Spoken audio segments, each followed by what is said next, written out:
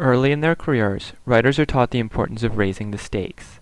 Sadly, this does not refer to angry masses of people taking up arms against the vampire invasion that has taken over their novels and movies. No, what's at stake in a story is what stands to be lost or ruined or destroyed, the heart of the conflict that keeps the reader turning pages.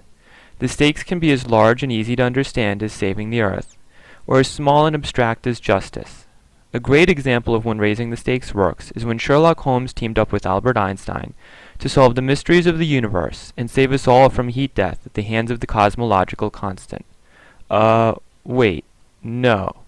A great example of when raising the stakes works is those stories in which Holmes isn't just solving a crime, he's matching wits with Professor Moriarty, his very life hanging in the balance.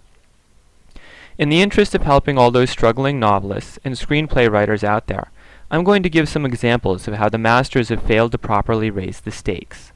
Take Steven Spielberg's Jurassic Park.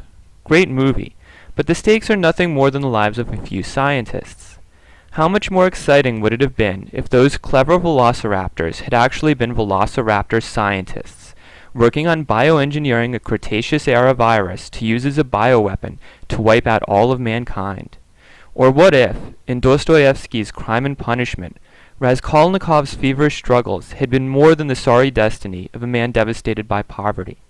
Think how much higher the dramatic tension would have been if Raskolnikov's struggles had instead been God's way of preparing him to act as an archangel of justice, of training him to smite down all those who think of wealth first and God second, in a desperate race to return God's word to a world slipping into darkness.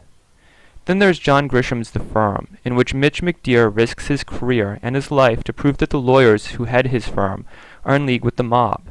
But really, wouldn't it have been more interesting if the conspiracy Mitch uncovered was that the law partners were actually cyborgs, intent on turning all of mankind into mindless followers of Scientology so that they could enslave them forever?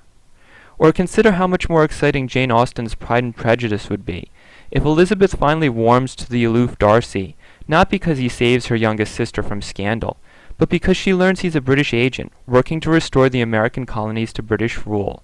Like 007, his remoteness a way to keep himself from getting emotionally involved, and she joins him in his death-defying adventures. Lastly, let's look at Louisa May Alcott's Little Women.